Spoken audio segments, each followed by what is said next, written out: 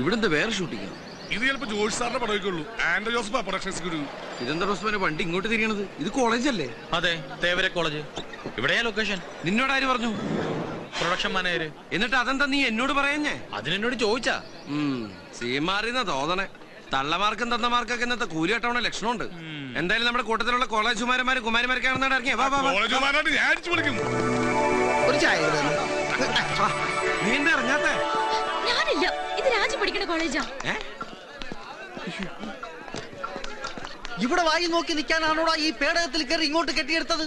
കാലത്തെ തന്നെ ഈ എബ്രഹാം ലിങ്കനെ മൂഡ് ഔട്ടാക്കാതെ ഫ്രെയിമിൽ കയറി വായി നോക്കടാ.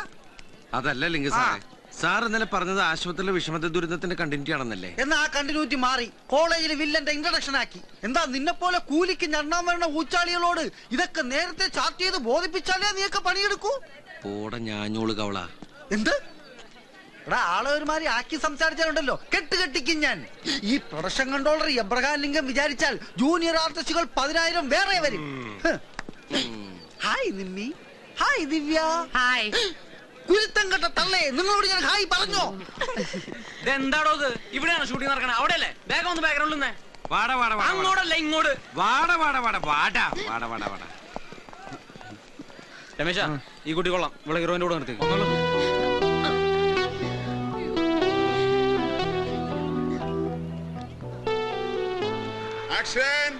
ഈ മഞ്ചേരി ആരാണെന്നേ അവനൊന്നും അറിയില്ല മോളെ. പാവപ്പെട്ട കുട്ടികളുടെ മാനത്തിന് വില പറയാൻ ഇനി അവനെങ്ങാനും മസ്ലിം പിരിപ്പിച്ച് വന്നാൽ പെണ്ണിന്റെ അന്തസ് എന്താണെന്ന് ഞാൻ അറിയിച്ചു കൊടുക്കും അവന്. ആരാ കൂട്ടത്തിൽ കിളവൻ കോളേജ് നിന്നെ കണ്ട ഏജ് ഫീൽ ചെയ്യുന്നുണ്ട്. അയാളല്ല, താൻ തന്നെ. എനിക്ക് പ്രായം കുറവാണ് സാർ. ഡേറ്റ് ഓഫ് ബർത്ത് കാണിക്കാം സാർ. ഒന്ന് മാറ്റി നിർത്തണോ അയാളെ? തന്നോടല്ല മാറിക്കാൻ പറഞ്ഞേ. ഞാൻ ചുള്ളാണ് സാർ, ചെറുപ്പക്കാരൻ സാർ. അത് വയറ് കണ്ടാ പറയത്തില്ലല്ലോ. വയറ് പൊട്ടിച്ചല്ല. വയറകത്തേക്ക് പിടിച്ചോ ബാക്ക് പുറത്തേക്ക് തള്ളിയില്ലേ? ഈ വയറകത്തേക്ക് പിടിക്കുമ്പോ ബാക്ക് പുറത്തേക്ക് തള്ളുന്ന ഒരു രോഗമാണ്. അതിനുള്ള ചികിത്സ ഞാൻ ബാക്കിൽ തരാം. ബാക്കിൽ എവിടെയെങ്കിലും പോയി പാസിംഗിന് നിൽക്കണോ? ഞാൻ എവിടെ വേറെ നിന്നോളാം. പക്ഷേ സിനിമന്റെ ചോറ അത് ഞാൻ ഉണ്ടേ പോകൂ.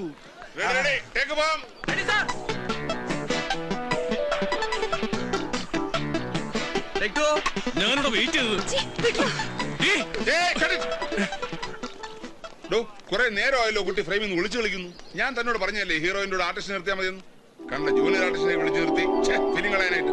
ഒന്ന് നേരെ നിൽക്കാൻ പറയൂ. ഇവളുടെ ഒരു കാര്യം. രാജി നിൽക്കടി, കുറച്ചേരം കൂടി കാണാടി. നല്ല രസമുണ്ട്. എനിക്ക് വലിയ രസം തോന്നുന്നു. എന്താ പെട്ടെന്ന് ഡള്ളായത്? ഒന്നും. രാജി ഇവിടെ വന്നപ്പോഴാ അറിഞ്ഞത് മോളുടെ കോളേജിലെ ഷൂട്ടിംഗ്. ഞാൻ പോവാൻ പോയതാ, പക്ഷെ പറ്റിയില്ല. എത്രയായാലും ഇത് ജോലിയായി പോയില്ലേ. മോൾക്ക് വിഷമായില്ലേ? സോറി. ഇതാണോ നിന്റെ കൊസ്രാക്കൊള്ളി ഗ്യാങ്? ചേച്ചിയെ കൂടി ഒന്ന് പരിചയപ്പെടുത്തി താടി. ആരാ അത്? രാജയുടെ ചേച്ചിയാ? അത് ചേച്ചിയാ, വകയിലൊരു ചേച്ചി.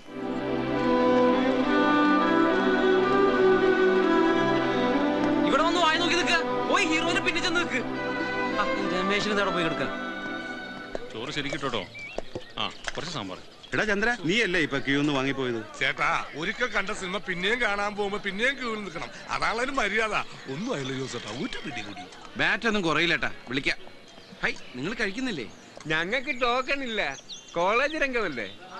അവിടെ കുറെ പാവങ്ങള് പ്രായം കൂടിയതിന്റെ പേരിൽ അന്നം കിട്ടാതെ വിഷമിച്ചിരിക്കുമ്പോഴാ അവന്റെ ഒരു സെക്കൻഡ് ടേക്ക്. പ്രായം കൂടി ഒറ്റ കാരണം കൊണ്ട് എന്നെ കഴുത്തെ പിടിച്ച് പുറത്തുള്ള നീ കണ്ടല്ലേ? ഞാനൊന്ന് രണ്ടാമത്തെ അടിച്ചോണ്ടിരിക്കുക. എന്താ സിനിമയിൽ കയ്യൊക്കെയുള്ള കാര്യക്കാരൻ. നാളെ ഷൂട്ടിംഗ് ഏതെങ്കിലും വൃദ്ധസാധനാണെങ്കിലേ നമ്മൾ ഒരേപോലെ കയ്യും കെട്ടി നിൽക്കണം. അതിനെന്താ, അവിടെയും ഇവിടെയും നിനക്കൊക്കെ അല്ലേ കൊയിരോളാ? എടി, വലിയ വലിയ സിനിമാ നടികളൊക്കെ സ്ലിം ബ്യൂട്ടി ആവാൻ വേണ്ടി പട്ടിണി കിടക്കണത് നീ ഗണത്തിൽപ്പെടില്ലല്ലോ അല്ലേ? എങ്കിൽ പിടി. എനിക്ക് വേണ്ട. പോട്ടടി, അവള് കുട്ടിയല്ലേ. ഞാനും കണ്ടു രാജ്യം മോമ്പീർപ്പിച്ച് പോണത്. ഞാൻ പറഞ്ഞതല്ലേ ഞാനില്ലാന്ന്. എടി, അവൾ എന്തിനാ കോളേജിൽ വരുന്നത്? പഠിക്കാൻ. നീ എന്തിനാ കോളേജിൽ വന്നത്? അവളെ പഠിപ്പിക്കാൻ, ചില്ലാനുണ്ടാക്കാൻ. ആ കഷ്ടപ്പാട് മനസ്സിലാക്കാനുള്ള വിവരം നിന്റെ അനിയത്തിക്കില്ലെന്ന് കരുതിയാ മതി. അവക്കത് നാണക്കേടായിട്ട് തോന്നിണ്ടാവും. പാവം കുട്ടി, നിനക്കതിന് ഫീൽ ചെയ്തു. നീയും പാവം ത്യാഗി. ഇതൊരു MT സാറിന്റെ സ്ക്രിപ്റ്റിലെ സീനായിട്ട് കണ്ടാ മതി. വിട്, വിടറി, ഇത് വിടറി. എന്നാലും ഞാൻ അവൾക്ക് ഒരു വകയിലെ ചേച്ചിയായി പോയില്ലേ. എനിക്കത് സഹിക്കാൻ പറ്റണില്ല കുട്ടേട്ട. അത് ശരി, കട്ടപ്പാറ പഴിപ്പിച്ച് ചങ്കി കുത്തിയാലും പൊള്ളാത്ത ആൾക്ക് ഒരു മുട്ടുസൂചി പഴിപ്പിച്ച് കുത്തിയപ്പോ പൊള്ളേ. ഉള്ള നേരത്ത് വല്ല തമാശയും പറഞ്ഞുകൊണ്ടിരുന്ന ആയുസ് നീട്ടി കിട്ടുന്ന ഏതൊരു സിനിമാടി പറഞ്ഞിട്ടുണ്ടല്ലോ. ആരാണത്? ആരുമില്ല, ഞാനാ പറഞ്ഞു. എന്തേനു എന്നാ ഞാനിതങ്ങോട്ട് പിടിച്ചേ, എന്നിട്ട് മുഴുവൻ വെട്ടി വിഴുങ്ങി. എനിക്ക് സ്ലിം ബൂട്ടികൾ അത്ര ഇഷ്ടമല്ല. എന്റെ നായക്ക് കുറച്ച് തടിയൊക്കെ വേണം. അയ്യടാ.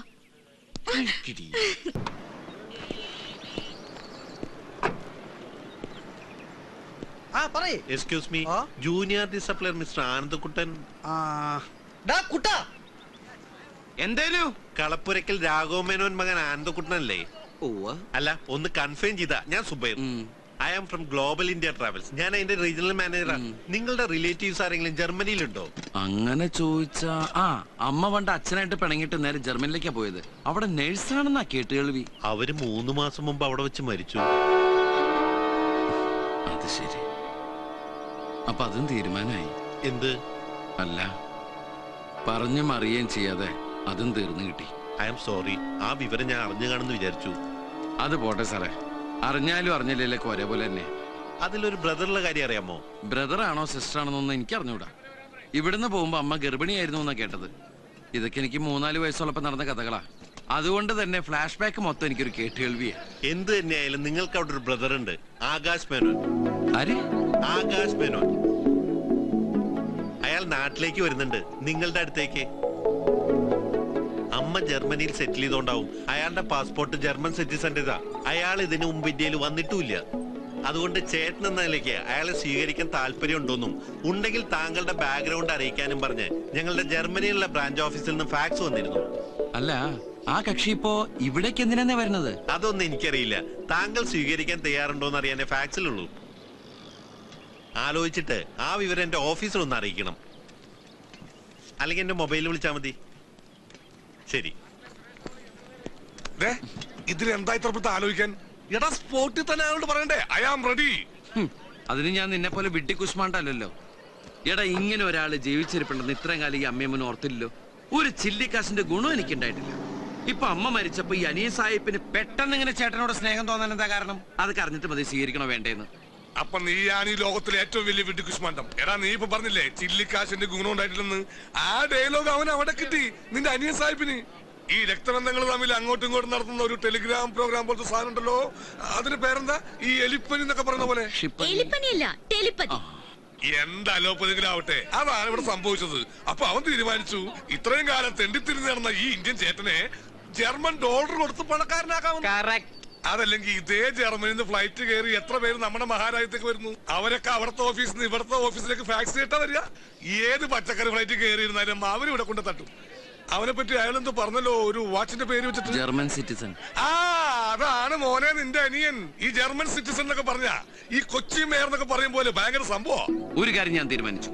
നിമിത്തവും എലിപ്പനെയൊക്കെ വെച്ച് നോക്കുമ്പോ ഞാൻ നന്നാവണ ലക്ഷണമാണല്ലോ കാണുന്നത്. ആ സ്ഥിതിക്ക് അവനെ സ്വീകരിക്കാൻ ഞാൻ റെഡിയാണ്. അങ്ങനെ വെറുതെ സ്വീകരിച്ച പോരാ, അവന് വേണ്ടി നമുക്ക് കൊച്ചു ജർമ്മനി തന്നെ ഒരുക്കണം. ഏത് തറവാട്ടിൽ നിന്നാണാവോ ഫണ്ട്? എടാ, വരുന്നത് കാശ, അപ്പൊ കുറച്ച് പലിശ എടുത്താലും കുഴപ്പമില്ല. എടാ, അവൻ ഇവിടെ ലാൻഡ് ചെയ്താ പിന്നെ നീ ആരാ? നീ മറ്റൊരാളാ. പിന്നെ ഞാനാരാ? അതെന്താ കൊയിരാളാ? എടാ, അതല്ല, അവൻ വന്നു കഴിഞ്ഞാൽ അന്ന് മുതൽ നിന്റെ പേര് ആനന്ദക്കുട്ടൻ എന്നല്ല, ആനന്ദരാജാവ് കുട്ടൻ വലിയ കോയിക്കൽ വർമ്മ പിഷാരടി തമ്പുരാനം ഭ്രാന്തി. എന്തോ വലിയ തെറി കേട്ട പോലെ. ഷൂട്ടിംഗ് നടക്കുന്നത് അവിടെയാ. ഇവിടെ വായി നോക്കി നിന്നാലേ വൈകുന്നേരം കാശിന് വരുമ്പോ എന്റെ വായിരിക്കുന്ന പുളിച്ച തെറി കേട്ട് വായി നോക്കി നിൽക്കേണ്ടി വരും. ഹായ് നിമ്മി. ഇവിടെ വായും പൊളിച്ച് നിൽക്കാതെ അവിടെ ചെന്ന് രാജാവിന്റെ രാജാവുമാരുടെ പുറകിൽ കുന്തം പിടിച്ച് വായും പൊളിച്ച് നിൽക്കണോ? ഭരിക്കാൻ വരില്ലേ? എന്ത് ഭരിക്കാൻ വരില്ലെന്ന്? പോടർക്കാൻ ഭരിക്കാൻ വന്നാ നീ എന്ത് ചെയ്യൂടാ തെണ്ടി? വായിലെ പല്ലടിച്ച് നിർത്തണം. ഉദാഹരണം കണ്ട ചെവിട്ടില് ആന്റിനെ ഫിറ്റ് ചെയ്ത് ഇങ്ങനെ കറങ്ങി നടക്കുന്ന തെണ്ടി. നീ ആരടാ? സാറ്റലൈറ്റാ? ഒറ്റ ചവിട്ടിന് ഞാൻ നിന്റെ ഡിഷ് പുറത്തെടുത്ത് ഇന്നത്തോടെ നിർത്തുന്ന നിന്റെ സംപ്രേഷണം. പന്നി നീ എബ്രാലിംഗനാണ്, ഞാൻ ബുഷടാ. പ്രൊഡക്ഷൻ കൺട്രോളറെ, നീ ഞങ്ങളെ കുറിച്ച് എന്താണ് പറഞ്ഞത്? കൂലിക്ക് ഞന്നാൻ വന്ന ഊച്ചാല് കിടന്നല്ലേ എന്ന് കേട്ടോടാ. നാളെ ഞങ്ങൾ ഞങ്ങൾ നിർത്തി. നിന്റെ മൂക്ക് കൊണ്ട് ഞാൻ എന്ന് പാറപ്പുറത്ത് എഴുതിക്കൂടാ. അതിനുവേണ്ടി ജർമ്മനിയിൽ നിന്ന് പണമായിട്ട് വരുന്ന എന്റെ അനിയനെ കൊന്നിട്ടാണെങ്കിലും ശരി ഞാൻ പണം പ്രൊഡ്യൂസ് ചെയ്യൂടാ. എന്നിട്ട് ആ പടത്തിന്റെ പേര് ജൂനിയർ ആർട്ടിസ്റ്റ് ആണ് താരം എന്നിടൂടാ. കേട്ടോടാ ലിംഗോദര. ഇനി ഞാൻ ഡയലോഗ് പറഞ്ഞ നീ കരഞ്ഞു. അതുകൊണ്ട് ഈ കുന്തോർത്ത് നിന്റെ അണ്ണാക്കി കുത്തി കെറ്റി ഈ കിരീടം എടുത്ത് വെച്ചിട്ട് രാജാവിന്റെ വായി നോക്കിക്കടാ. പന്നി വാടാ.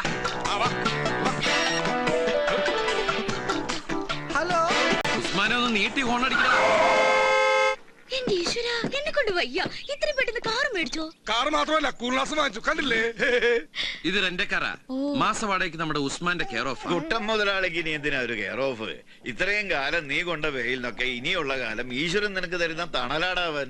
അത് കാശിന്റെ രൂപത്തിലായാലും സ്നേഹത്തിന്റെ രൂപത്തിലായാലും. അച്ഛന്റെ നാക്ക് പൊന്നാവട്ടെ. എന്നിട്ട് വേണം അച്ഛന്റെ ഓപ്പറേഷൻ നടത്താൻ. നട്ടലിന്റെ ഓപ്പറേഷൻ. അച്ഛൻ തുള്ളിച്ചാടി നടക്കുന്ന കാണാനുള്ള കൊതി കൊണ്ട് പറഞ്ഞു പോയതാ. എടി, ഞാൻ ഈ പറഞ്ഞ ഡയലോഗ് ആർഭാടായിട്ടൊന്നും ഫീൽ ചെയ്തില്ല. എന്തേ ട്രാവൽസ് പോയിട്ട്? ആ, എന്റെ പുന്നാരനിയ ഇന്നിങ്ങോട്ട് പോന്നോടി. ഈ ഏട്ടൻ ഇവിടെ മല പോലെ കാത്തുകണ്ടെന്ന് അങ്ങോട്ട് എഴുതി കൊടുത്തു. വിതിൻ ഡേയ്സ് ആശാനോട് പറഞ്ഞെത്തും. പക്ഷേ ചെറിയൊരു പ്രശ്നമുണ്ട്. വീട് നമ്മുടെ ഈ തറ സെറ്റപ്പിൽ കണ്ടവന്റെ അപ്സ്റ്റേറിന്റെ മുകളിൽ അദ്ദേഹത്തെ കിടത്തി ഉറക്കിയാൽ വന്ന പ്ലെയിനിന് അദ്ദേഹം തിരിച്ചു പോകും. അതുകൊണ്ട് മിനിമം ഒരു AC റൂമും ഒരു യൂറോപ്യൻ ക്ലോസറ്റ് ഉള്ള വീട് തന്നെ ഏമാത്രം. European closet എന്തിനി? യൂറോപ്പിൽ നിന്ന് വരുന്നവൻ പിന്നെ എവിടെ പോയിരിക്കൂടാ? പക്ഷെ നമ്മുടെ നല്ല സമയമായതുകൊണ്ട് ഒരു വീട് ഉഗ്രന് ഒത്തുവന്നുണ്ട്. അത് 5 മാസത്തേക്ക്. പക്ഷെ പകുതിയായിട്ട് 25,000 കൊടുക്കേണ്ടി വരും. ബാക്കിയുള്ള സെറ്റപ്പ് ഒക്കെ ഒപ്പിക്കാൻ ഞാനൊരു 10,000 രൂപ നമ്മുടെ കളക്ടറേറ്റിലെ രാമേഷേട്ടനോട് പറഞ്ഞ് അറേഞ്ച് ചെയ്തിട്ടുണ്ട്. പക്ഷെ ഈ ഒരു സംഖ്യ എന്റെ കൊയിരാളക്കുട്ടി വിചാരിച്ചാലേ സാധിക്കൂ. ഞാനോ? നീ മാറിയേ. നീ പറഞ്ഞ അവൾക്ക് വിശ്വാസമില്ല. എന്താ എനിക്കൊരു ഇമേജ് ഉള്ള ഇമേജ് ഓഞ്ഞ കൂളിംഗ് ഗ്ലാസ് വെച്ചപ്പോ തന്നെ പോയി. വന്നേ, കുറച്ചേരാ പുഴയിലേക്ക് നോക്കിന്നോ. അച്ഛൻ്റെ അടുത്തിരുന്നോ. നീ ഇങ്ങോട്ട് വന്നേന്ന്. കഴിക്കാൻ ഗുളികളിരിപ്പുണ്ടോ? വിശന്നിട്ട് കണ്ണാളം പോയി കാലത്തിറങ്ങിയല്ലേ. നമ്മുടെ സരസുവിന്റെ കഴുത്തിൽ ഒരു 5-6 സ്വർണ്ണമാലയില്ലേടി. അത് മൊത്തത്തിൽ വേണ്ട. അതിന്ന് കയറ് പിരിമാല മാത്രം മതി നമുക്ക് ഈ വീട് സ്വന്തമാക്കാൻ. നീ വിചാരിച്ചല്ലോ നല്ല അടുപ്പന്ന് കൂട്ടട്ടൻ അറിഞ്ഞൂടെ? ഒരൊറ്റ ആഴ്ച. അതല്ലേ വേണ്ട, 7 ദിവസം. അത് നമുക്ക് തിരിച്ചു കൊടുക്കാടി. ആ ജർമ്മൻ പൗരം വന്നിറങ്ങുമ്പോ തന്നെ മാല പണയത്തിലാണേ എന്ന് പറയാൻ പറ്റില്ലല്ലോ. അതിനുള്ളൊരു സമയം മാത്രം മതി. അതെന്റെ മോള് ചെയ്തേ പറ്റൂ. അല്ലെങ്കിൽ മാനം കെടും. നമ്മൾ ഇന്ത്യക്കാര് മാനം കെടും. എനിക്കത്ര പറയാനുള്ളൂ.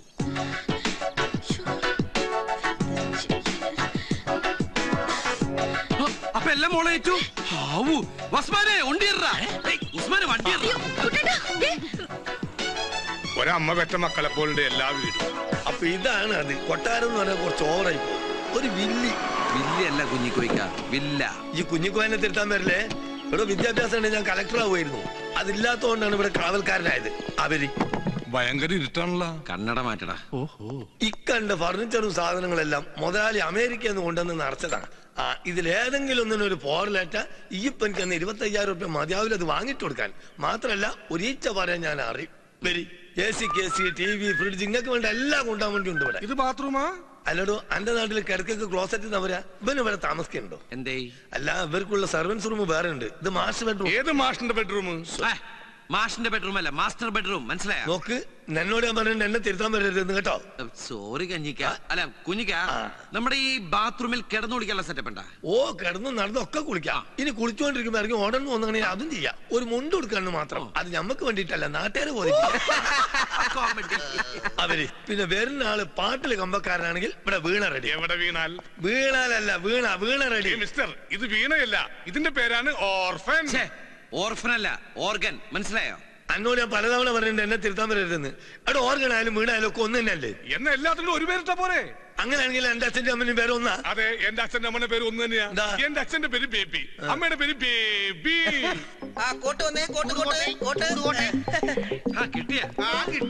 ഇത് നമ്മുടെ കോസ്റ്റ്യൂം മേലാതൽ കീഴിലായിട്ടുള്ള അഡ്ജസ്റ്റ്മെന്റാ. ഇത് നാളെ വൈകിട്ട് ഷൂട്ടിംഗ് സ്ഥലത്തേക്ക് തിരിച്ചെത്തിക്കോട്ടാ. നാളെ രാത്രി സീനിലെ വില്ലന്മാർക്ക് കണ്ടിന്യൂറ്റി കോട്ടാണത്. കോട്ടിട്ടാലും ശരി ഇല്ലെങ്കിലും ശരി ഇവിടെ റീച്ച വരെ ഞാൻ അറിയും. അപ്പൊ പറഞ്ഞതുപോലെ ഈ എനിക്ക് തന്ന 25,000 രൂപ എന്റെ കയ്യിലും താക്കോല എന്റെ കയ്യിലും കൂടി. അമ്മേ, ഞാൻ പ്രാർത്ഥിച്ചതാകാൻ പോകുന്നു.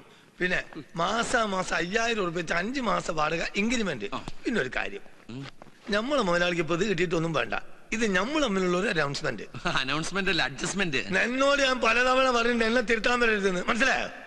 പിന്നെ ഇവിടെ ഒരു ഈച്ച പറയാൻ ഞാൻ അറിയും ചെയ്യും. ഇവിടെ നിന്ന് പറഞ്ഞ തന്റെ കണ്ണിന്ന് പൊന്നിച്ച് മാറും. മനസ്സിലായോ? മനസ്സിലായി. താക്കോല് കിട്ടിയപ്പോ എന്റെ സ്വഭാവം സമയം കളയണ്ട. ഈ ഡ്രസ് ഇട്ടൊരു റിഹേഴ്സല് നാളെ രാവിലെ കൃത്യം 8:30 ഷൂട്ടിംഗ് ലൊക്കേഷനിലേക്കല്ല, എയർപോർട്ടിലേക്ക്.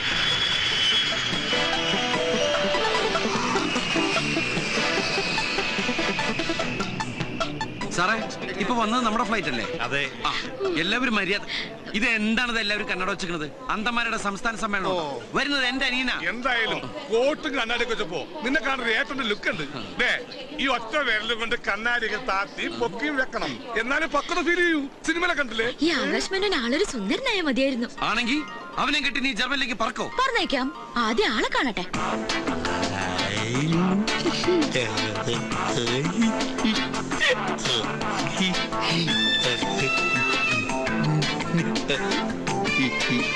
Come this way. Oh, so you've come to your homeland. Oh, come, baby. Be careful, be careful.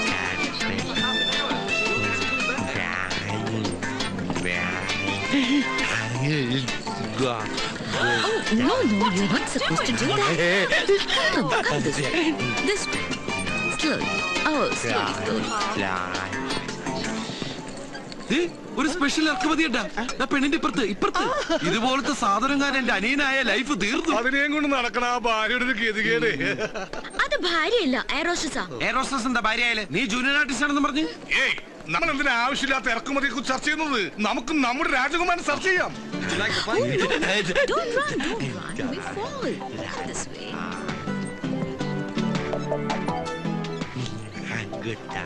Hello, yeah. I am from Global India Travels. Okay, are you Mr. Subair? Yeah. Right, this is Mr. Akash Menon and this is his travel documents. എടാ bag എടുക്കുന്നവനെ നോക്കി എന്റെ ഒരു ചായ തോന്നില്ലടാ അവന്. എന്റെ അതേ കണ്ണു മൂക്കും അവൻ തന്നെ ആയിരിക്കുമല്ലോ എന്റെ അനിയൻ ആകാശ് മേനോൻ. തീർച്ചയായും. ആകാശ്, ചേട്ടൻ കൂട്ടുകാരൻ. അവനോട് പറയണ്ട, അവൻ വന്ന ഫ്ലൈറ്റ് തന്നെ തിരിച്ചു പോകും. ആകാശ്,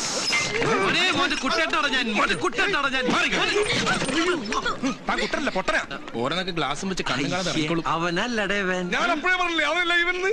നീയല്ലേ ഉറപ്പിച്ച് പറഞ്ഞ അവനാണ് ഇവനെന്ന്. എപ്പ നിന്റെ ഓരോരോ ജൽപ്പനങ്ങളെ പട്ടി. പന്നി ബൊക്കെ മാലയൊക്കെ കീറിക്കളഞ്ഞ്. Okay, baby. Have a great day. Come on. Okay. Okay. Mr. Anandakuttan. ഓ, ഇതാ നിങ്ങളുടെ അനിയൻ ആകാശ് മേനോൻ.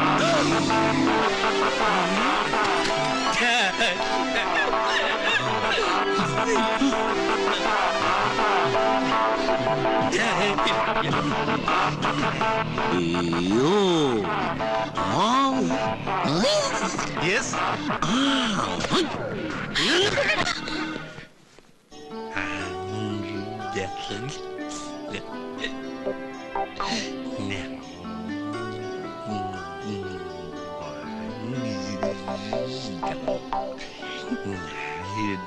വിട് കുട്ടാ, ഈ കുട്ടി